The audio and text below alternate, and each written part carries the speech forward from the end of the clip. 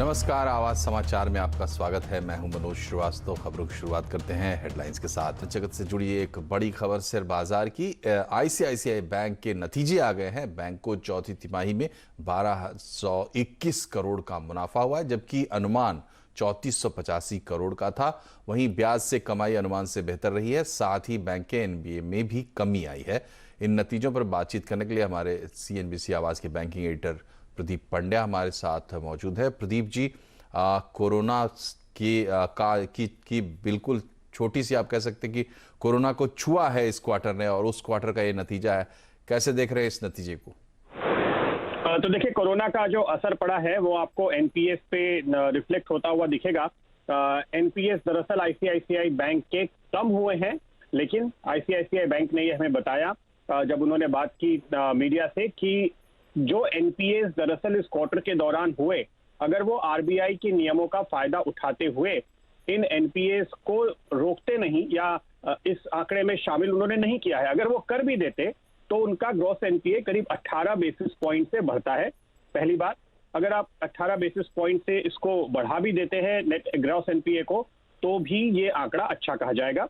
और उन्होंने इन एनपीएस के लिए जो दरअसल एनपीए में डिक्लेयर नहीं किए गए हैं क्योंकि आरबीआई ने छूट दी, उनके लिए भी जो जरूरी था इतना प्रोविजन कर दिया गया है। और ओवरऑल कोरोना को ध्यान में रखते हुए बैंक ने करीब 2700 करोड़ रुपए का प्रोविजन इस क्वार्टर के दौरान किया है। तो हम ये कह सकते हैं कि इस क्वार्टर के दौरान जरूरत के मुताबिक, बल्कि आरबीआई के मैंडेट के से कुछ ज्यादा प्रोविजन दूसरे बैंकों ने भी किया, जो बड़े बैंक हैं एक्सिस जैसे, और वैसा ही काम आईसीआईसीआई बैंक ने भी किया है। तो खास बात जो पॉजिटिव साइड में दिखती है वो ये कि एनपीएस आपको कम होते हुए नजर आ रहे हैं ओवरऑल। दूसरी बात, अगर आप देखें तो एनआईएम जो है, नेट इंटरेस्ट मार्जिन, वो रिकॉर्ड लेवल पर पहुंची है और लोन ग्रोथ काफी अच्छी आई है।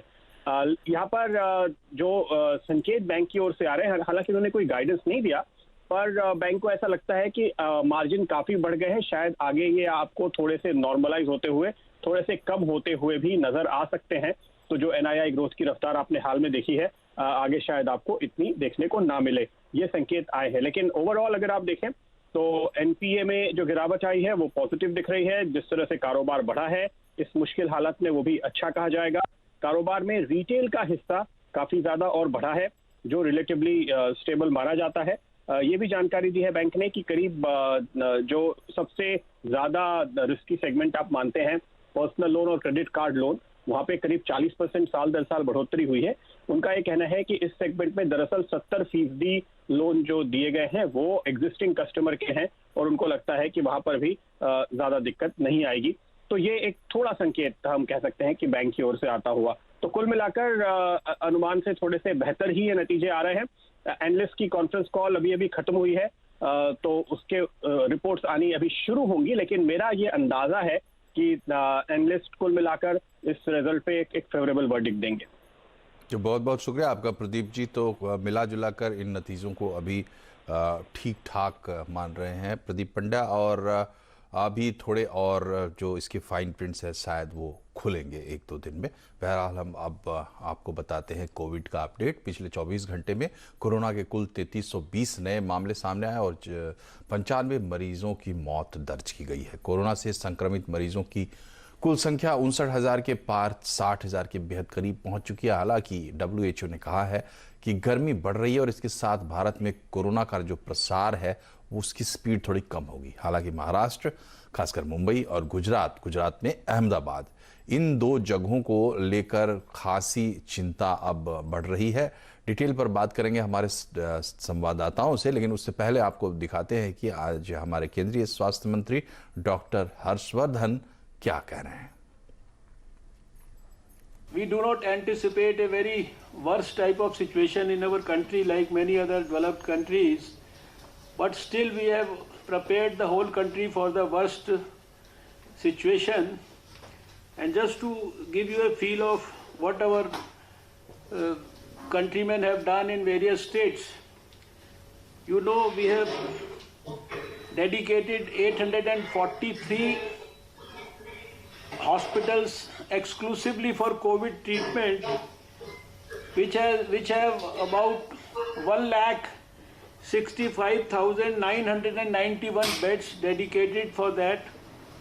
Also, we have 1,991 dedicated COVID health centers, which again have 1,35,643 beds. These beds include the beds in isolation beds as well as the ICU beds. और अभी के हालात पर बात करते हैं। हमारे संवाददाता हमसे जुड़े हुए हैं आलोक प्रियदर्शी और मुंबई से विवेक गुप्ता हमें बताएंगे। लेकिन सबसे पहले आलोक, आप ये बताइए नेशनल पर्सपेक्टिव में पूरी तस्वीर क्या है इस वक्त? देखिए, मामले आज सुबह जब स्वास्थ्य मंत्रालय ने आंकड़े जारी किए तो 59,000 से ज्यादा मामले दर्ज हुए थे, रिपोर्ट किए गए थे। और उसके बाद से पिछले 8 घंटे में कई राज्यों ने अपने अपने डाटा को अपडेट किया है। मसलन अगर देखें तो दिल्ली ने 224 नए मामले की रिपोर्ट करी है। आंध्र प्रदेश में भी नए मामले आए हैं, वहीं जो पश्चिम बंगाल में भी मामले आए हैं और साथ ही साथ राजस्थान में मामले आए हैं। तो कुल मिलाकर देखें तो ये मामला जो है पिछले 24 घंटों में 3400 से ज्यादा मामले सामने आ चुके हैं कोरोना के। तो इसलिए अब इस हिसाब से ये आंकड़ा जो है देश भर में लगभग 60,000 के करीब पहुंच चुका है। हालांकि अभी 60,000 क्रॉस नहीं हुआ है, लेकिन 60,000 के लगभग पहुंच चुका है। इसके हिसाब से देखें तो जो सबसे वर्स्ट सिचुएशन है महाराष्ट्र में है, इसके अलावा दिल्ली है, वेस्ट बंगाल है, ये तमाम जितने भी राज्य हैं यहां पर काफी स्थिति बिगड़ती जा रही है और लगातार यहां मामलों में तेजी दर्ज की जा रही है। उत्तर प्रदेश का देखें तो उत्तर प्रदेश में जो रिकवरी रेट है वो एवरेज जो नेशनल एवरेज रेट है 30 के, वहां से ज्यादा है, यानी 43 उत्तर प्रदेश का रिकवरी रेट है। तो उत्तर प्रदेश को इस लिहाज से बेहतर कहा जाएगा। अगर देखें जो वर्ल्ड हेल्थ ऑर्गेनाइजेशन की तरफ से कहा जा रहा है कि जुलाई के महीने में जब गर्मी बहुत तेज होगी और ज्यादा ह्यूमिडिटी होगी तो कोरोना का जो प्रभाव है वो थोड़ा कम पड़ेगा, मामले की संख्या कम होगी। लेकिन वहीं अगर देखें तो देश में जो एक्सपर्ट्स हैं, एम्स के डायरेक्टर, उनका कहना है कि जून और जुलाई का पीक सीजन होंगे और ऐसे में पीक सीजन के हिसाब से ही तैयारी करके चलनी चाहिए। तो ये अभी टोटल देश भर की स्थिति है और करीब मामला 60,000 के पास पहुंचने के बिल्कुल करीब हो चुका है। तो ये तो देश का हाल है। अब देश में जहां के लिए सबसे ज़्यादा चिंता लोगों को हो रही है वो है मुंबई। तो मुंबई और महाराष्ट्र का अपडेट लेते हैं। विवेक गुप्ता हमारे साथ जुड़े हुए हैं। विवेक, इस वक्त खास बताने लायक क्या बातें हैं आपके पास हमारे दर्शकों के लिए?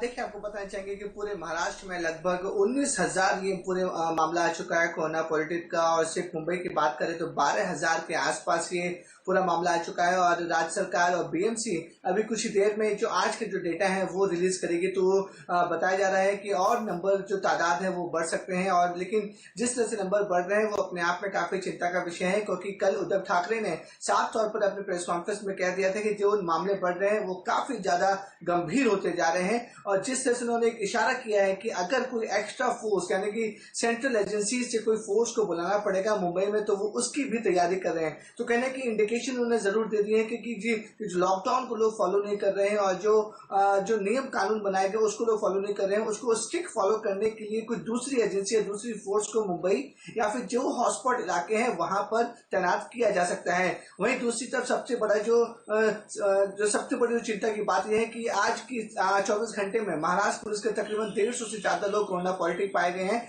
अब ये आंकड़ा 550 के आसपास पहुंच गया पूरे महाराष्ट्र में। मुंबई की बात करें तो मुंबई में 250 के आसपास जो पुलिस दिन रात लॉकडाउन के लिए सड़कों पर ड्यूटी कर रही है। 250 से ज्यादा मुंबई पुलिस के जो पुलिसकर्मी हैं और जो इंस्पेक्टर हैं उसमें से कुछ वो कोरोना पॉजिटिव पाए गए हैं। इसी तरीके से माइग्रेंट एक सबसे बड़ा सिरदर्द बनता जा रहा है महाराष्ट्र सरकार के लिए। महाराष्ट्र सरकार बार बार लाखों हजारों माइग्रेंट को समझाने की कोशिश कर रही है कि वो अपने घर पैदल चलकर ना जाएं और उनकी जो पूरी देखभाल है वो सरकार करेगी। लेकिन जमीनी हकीकत कुछ और है यहाँ पर, क्योंकि साफ तौर पर जितने माइग्रेंट्स यहाँ से निकल रहे हैं उनका साफ तौर पर कहना है कि सरकार उन्हें एक वक्त का खाना भी नहीं दे रही है, जिसकी वजह से उनकी हालत बद से बदतर हो गई है। पिछले कुछ दिनों से हम लगातार देखते आ रहे हैं कि हजारों लाखों की संख्या में जो माइग्रेंट्स है वो खुद मुंबई और आसपास के इलाकों से पैदल ही चल पड़े हैं। उनके साथ उनके जो बच्चे हैं, छोटे छोटे बच्चे हैं, वो यूपी के गोरखपुर, बहराइच, गोंडा, लखनऊ, इलाहाबाद ऐसे शहर के लिए पैदल ही निकल चुके हैं। तो अंदाजा लगाइए कि 1500 से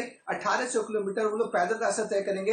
हालांकि पुलिस ने उन्हें रोकने की कोशिश भी की, लेकिन माइग्रेंट जो भी मजदूर है उनका साफ सुथरा कहना है कि आप उनके पास कोई भी चारा नहीं बचा है। और कल ही उद्धव ठाकरे ने बोला कि वो मजदूरों के लिए हर तरीके की जो हेल्प है वो करने को तैयार है, लेकिन मजदूरों का साफ सुथरा कहना है कि उन्हें एक वक्त का खाना भी नहीं मिल रहा है, जिसकी वजह से मजबूरी में उन्हें सैकड़ों किलोमीटर पैदल चलना पड़ रहा है। अगर हम दूसरे फैसिलिटी की बात करें, मेडिकल फैसिलिटी की बात करें, तो वो भी धीरे धीरे पूरी तरह चरमराया गया है पूरा सिस्टम, क्योंकि जो भी बड़े बड़े अस्पताल है, जो कोविड अस्पताल बनाए गए थे, उसमें काफी लोग कोरोना पॉजिटिव पाए गए हैं। और जो बीएमसी अस्पताल है जिसमें नए अलग अलग तस्वीरें आ रही है, वो भी काफी चौंकाने वाली बात है। इसलिए कल आपने देखा होगा कि जो बीएमसी कमिश्नर है प्रवीण परदेसी, उनको आनंद फानंद में उनका ट्रांसफर कर दिया जाता है। नए कमिश्नर इकबाल चहल आए हैं और उन्होंने आज आते ही अपना एक्शन प्लान तैयार कर लिया है और मुंबई के दो बड़े अस्पतालों में वो खुद पीपीई किट पहनकर अपनी टीम के साथ उन्होंने पूरा जायजा लिया।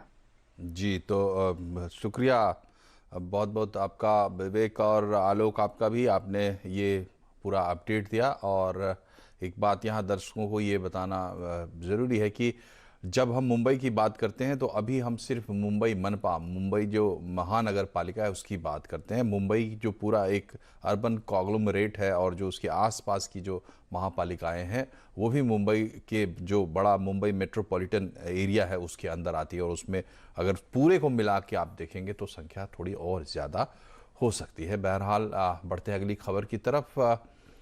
घर खरीदारों को सरकार थोड़ा राहत देने के बारे में विचार कर रही है और हो सकता है कि अगर आपको कोई नया घर खरीदना है तो आप फायदे में रहें। सीएनबीसी आवाज़ को मिली एक्सक्लूसिव जानकारी के मुताबिक सरकार सस्ती ब्याज दर पर होम लोन देने की स्कीम फिर से शुरू कर सकती है। पूरी जानकारी लेते हैं लक्ष्मण रॉय से। लक्ष्मण जी, ये बताइए किस तरह की स्कीम लाने के बारे में विचार चल रहा है?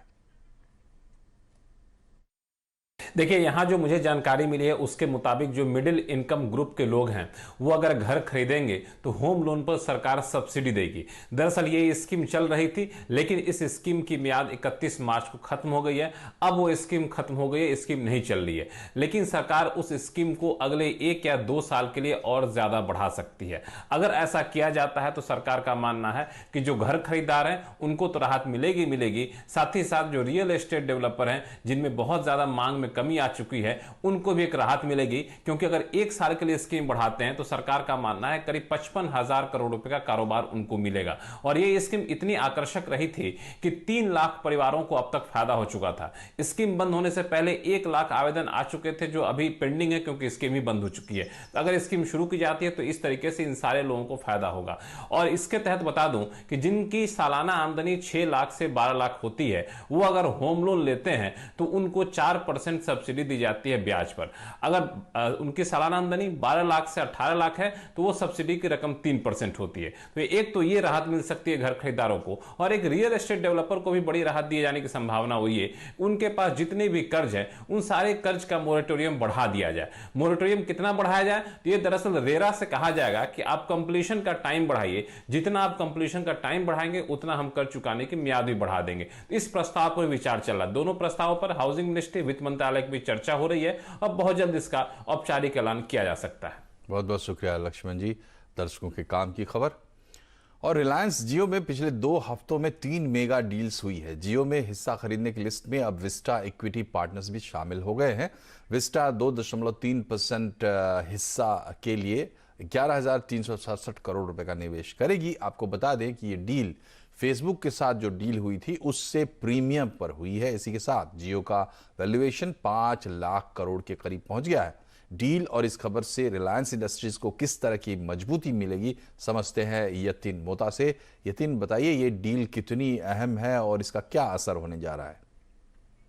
अगर आप जियो प्लेटफॉर्म्स की स्पेसिफिकली बात करें तो पिछले 1 महीने में हमने देखा है कि करीब 13.4% की हिस्सेदारी रिलायंस इंडस्ट्रीज ने बेची है जियो प्लेटफॉर्म्स में मार्की इन्वेस्टर्स को, और कुल मिला के 60,600 करोड़ रुपए जुटा लिए हैं। फेसबुक और सिल्वर लेक की अनाउंसमेंट्स तो आई गई थी।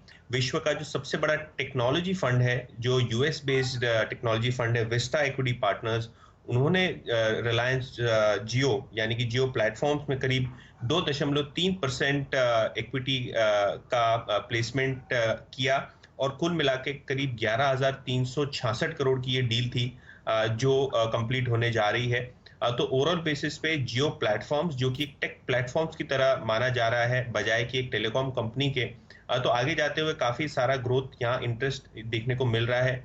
और खास बात यह है कि अगर सिल्वर लेक पार्टनर्स हो या विस्टा इक्विटी पार्टनर्स हो, ये दोनों ही जो प्राइवेट इक्विटी प्लेयर्स हैं, इन्वेस्टमेंट फर्म्स हैं, इनकी स्पेशलिटी है कि सिलिकॉन वैली में ये बढ़िया से बढ़िया टेक कंपनीज में निवेश करते हैं और मल्टीबैगर्स रिटर्न कमाते हैं। तो जिस हिसाब से ये 12% के प्रीमियम पे हुई है फेसबुक के ट्रांजैक्शन पे, तो मेरे हिसाब से इन्वेस्टर इंटरेस्ट काफी है।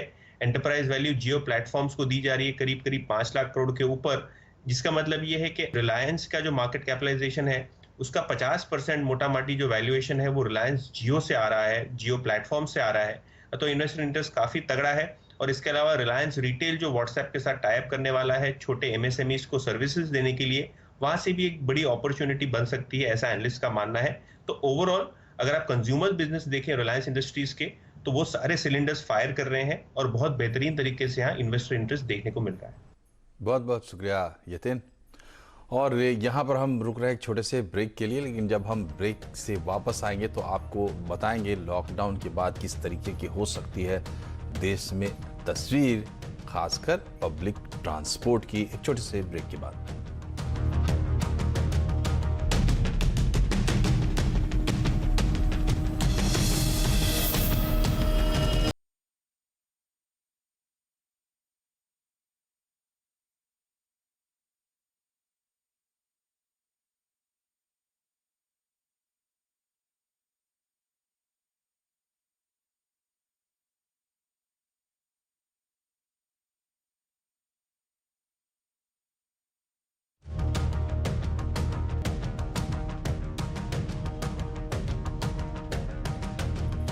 ब्रेक के बाद एक बार फिर से आपका स्वागत है। कैसी होगी लॉकडाउन 3 के बाद जिंदगी, इसको लेकर तमाम तरह की आशंकाएं जताई जा रही हैं और जो होगा असल में वो तभी सामने आएगा जब लॉकडाउन खत्म होगा।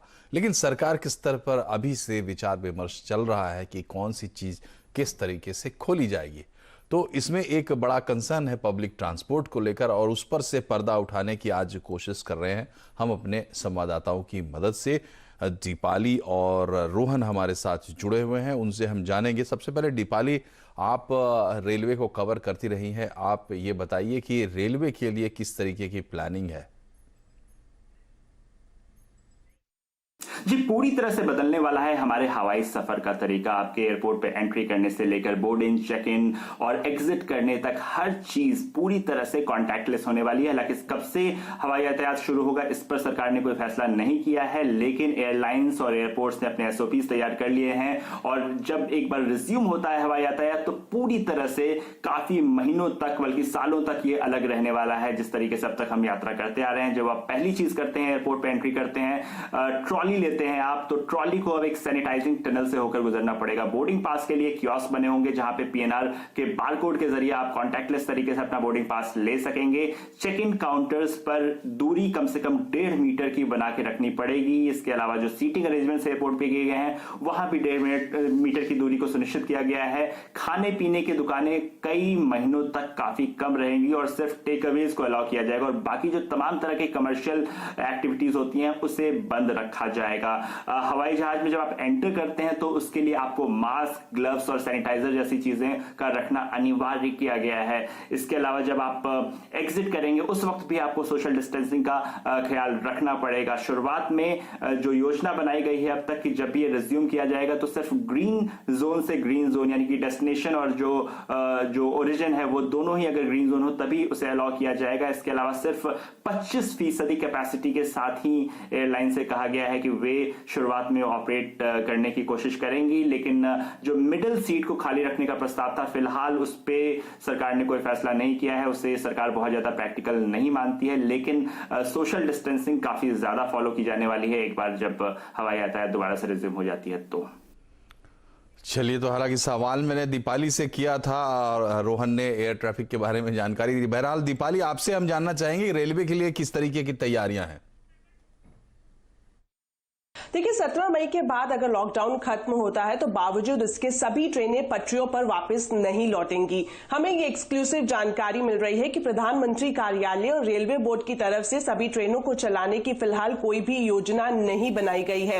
हाँ, इस बात की आशंका जरूर है कि कुछ रूट्स को खोला जा सकता है और ये वो रूट्स होंगे जो सिर्फ और सिर्फ ग्रीन जोन के तहत ही आते हैं। ऐसे रूट पर अगर ट्रेनों को चलाया जाता है तो इनमें सफर करने वाले यात्रियों को सोशल डिस्टेंसिंग के लिहाज से कड़े नियमों का पालन करना अति आवश्यक होगा। मिसाल के तौर पर जो लोग इसमें ट्रैवल करेंगे उन्हें मास्क पहनकर ही पूरे सफर में रहना होगा। रेलवे स्टेशनों पर थर्मल स्क्रीनिंग की व्यवस्था मैंडेटरी की जाएगी और हाँ, इसके अलावा आरोग्य सेतु ऐप के लिहाज से अगर आप फिट नहीं पाए जाते हैं तो आप ट्रेन में ट्रैवल नहीं कर पाएंगे। एक और एक्सक्लूसिव जानकारी हमें मिल रही है वो ये कि गैर जरूरतमंद और सीनियर सिटीजन्स के सफर पर भी पूरी तरह से मनाही होगी और इसके लिए रेलवे बोर्ड ये फैसला ले सकता है कि फिलहाल जो कंसेशन में छूट वापस ली गई है उसे आगे भी बरकरार रखा जाए। हो सकता है कि आने वाले वक्त में सिचुएशन को देखते हुए रेल मंत्रालय कहीं ना कहीं अलग अलग कैटेगरी के लिहाज से कुछ किराया भी बढ़ाए ताकि लोग डिस्करेज हो, अगर ज्यादा जरूरी काम ना हो तो वो ट्रेन में ट्रैवल करने के लिए ना पहुंचे। हमें ये जानकारी मिल रही है कि रेलवे बोर्ड की तरफ से एसओपी जरूर तैयार किया जा रहा है, लेकिन अभी की बात करें तो कोई फैसला नहीं लिया गया है ट्रेनों को चलाने का और अगर फैसला लिया जाएगा तो ये प्रधानमंत्री कार्यालय की तरफ से ही लिया जाएगा। चलिए ठीक है, हवाई यात्रा या ट्रेन जो है वो लंबी दूरी के लिए तो ये चीज़ें हैं, लेकिन जो लोकल ट्रैवल है, पब्लिक ट्रांसपोर्ट है, रोहन, पब्लिक ट्रांसपोर्ट को लेकर किस तरीके की तैयारी हो रही है?